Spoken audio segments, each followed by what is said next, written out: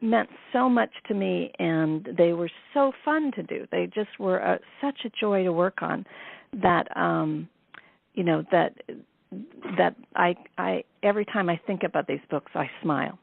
Me too. And yeah, so that in itself is part of the favorite parts. The other parts are just I worked on all three of them with Sam Intrater, who's been my colleague and co-editor, co-writer on many projects. And Sam and I are very good friends, and so that is part of the joy. It has a lot of ease, and we have a lot of fun, and we laugh a lot while we work together. And even though we're states, he's in Massachusetts and I'm in Maryland, we still connect very well with each other. So that has an ease to it, which always makes it fun and easy. And Sam is he has an ability to ask the questions that get to something that's kind of underlying the reflection of the contributor that the contributor might not even see. And he just has this way of just asking that one more question going, but what about this? That leads people to to open up and go so much farther, which is great. And Sam is a wonderful writer. So our partnership between those abilities of his and mine as an editor and the other things that I would find working with the contributors was just a wonderful partnership. So that was one of the pleasures of the book. The other thing is that the books are almost all done via email. We just send all these calls out and people send emails back. So yeah, it's kind of amazing what can happen these days, but the thing that's so great about it is that usually your inbox is full with, so many less than inspiring messages, so to speak, Yes.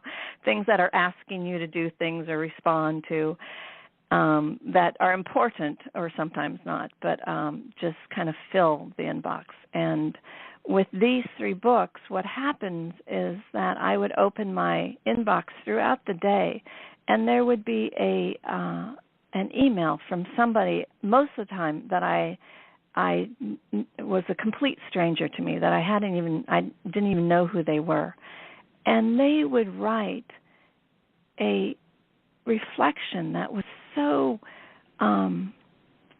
heartwarming and straight from their heart and their life, and vulnerable and sharing, and just really amazing windows into their life and work, and these fabulous poems. So those were the things that landed in my inbox each day. So just being able to open the inbox and see this and being in partnership right from the start with these people, the contributors, who were willing to share themselves at that level, was just, it was a remarkable experience. And we went through hundreds and hundreds for each book, and they were all like that. No one held back. They all came from really different perspectives and backgrounds, and just the stories were intriguing. The authors were just gems to work with, just really being willing to be in the full process, both the writing and the editing. No one was difficult. No one said no to editing. So it just, as you can tell, I was pretty thrilled with the whole process. Yeah, well, I can hear it in your voice, and I'm sitting here just grinning from ear to ear, listening to you talk about this. This is just a favorite area for me. Poetry, I think, can get such a bad rap sometimes because people think it's difficult to understand, or whatever. And many times those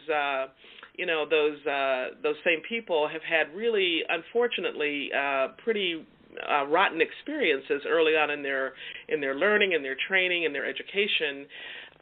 But what you're reporting is a very positive response to this offering to pick a poem and then to write about it, and to have leaders share what deep meaning these poems have for them. And you're saying that each one was a positive experience. So I just am appreciating that, and appreciating you for delving into this territory, Megan.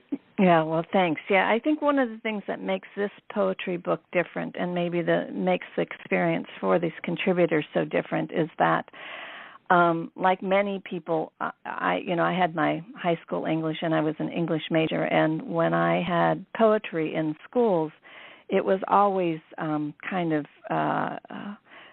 pounding them out, extracting meaning and analyzing. And I, to be honest, didn't enjoy poetry all that much in high school and college. And it wasn't till working actually with Parker Palmer with the Courage to Teach work that he does and how he works with poetry and these books where it really was not saying what is the meaning in this poem in terms of an analysis, but what does this poem mean to me? What does this poem open up in my life? What is this poet saying to me? The poet may not have thought of that particular thing, but the poet is saying that to that particular person.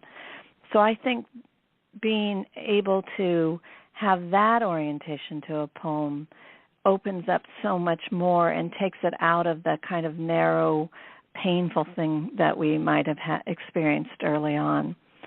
And I think the other thing is that people did pick their favorite poems, so obviously they had some relationship to these poems as well. So they bring that depth of love and caring about the poem and wanting to share it. And when they talk about the poems, they don't talk about them, like I said, in this analytical way, but it really is often the poem that helps them, that guides them somehow in their life, that enables them after a really, really difficult day to read and get renewed to go back the next morning and begin again.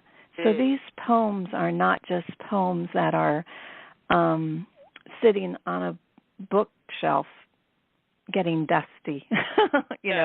These are used poems. These are poems that are companions. They offer inspiration and guidance and solace to these people.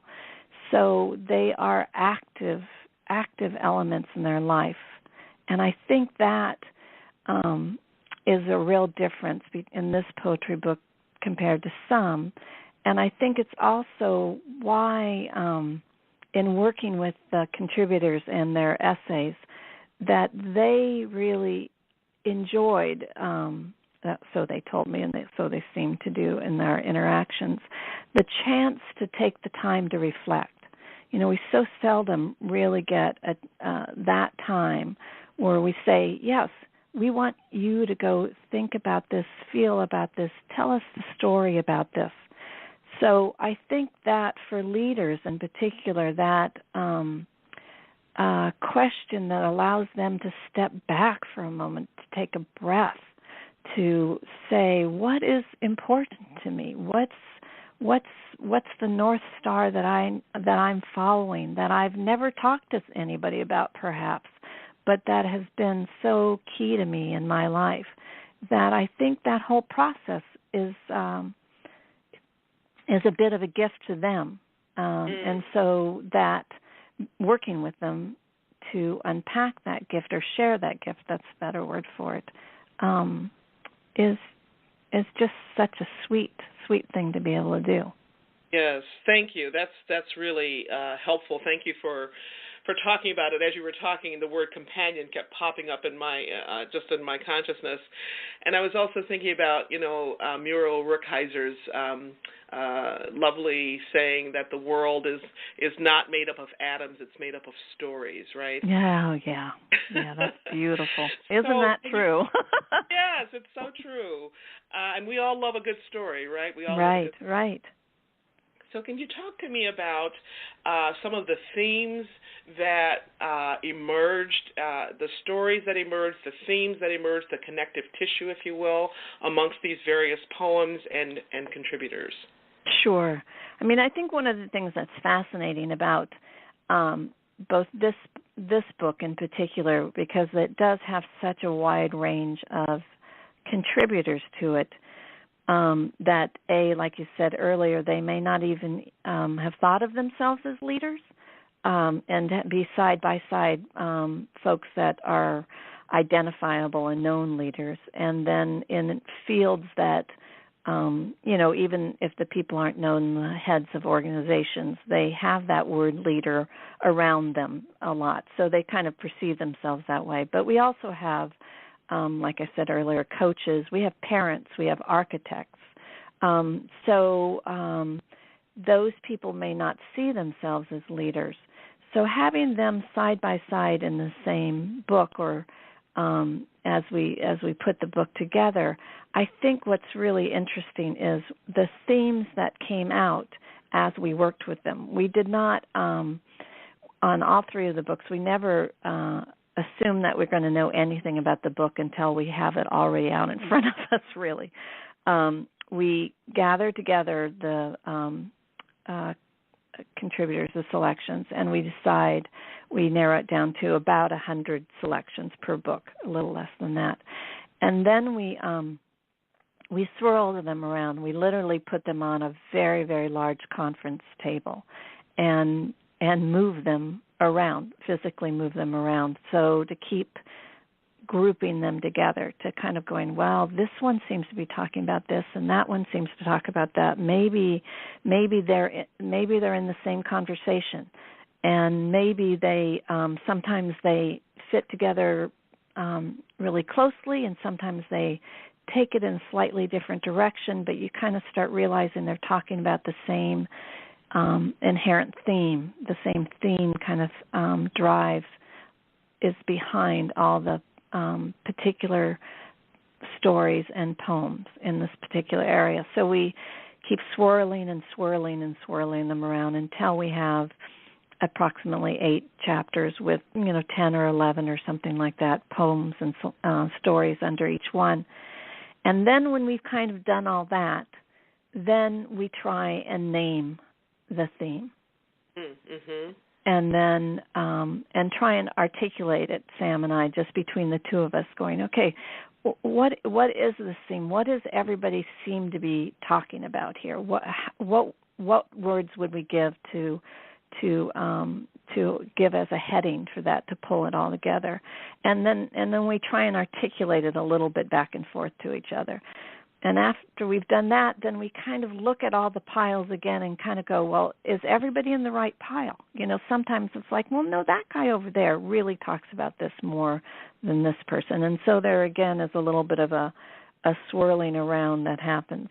But through all that, the themes really do emerge. They come through quite strong and clear. That these are the things that they are talking about. And so it enables us to group them in a way that feels true to what they're trying to tell us, mm-hmm. what they're saying to us, and to have a flow that works together. So for this book, the chapters or themes are called Defining Moments, Sometimes It Aches, Pay Attention, The Real Bottom Line, Dare to Endure, Leading Together, and Back at It. So those were the swirling places that we landed. Yes. And all of those themes are so poignant for leaders. I mean, I as a leader myself, I relate to every single one. And I'm wondering, Megan, if you feel comfortable, I would love to have you maybe read your favorite poem or your favorite entry or both. Would you feel comfortable doing something like that? Sure. It's interesting because as I was reading this book this morning in preparation for this conversation with you, I just opened the book. And as is often the case, the poem and story I read felt like it was just the one for this moment for me in my life and in this conversation with you. And so for this moment, this one's my favorite poem. Okay. It might be later, next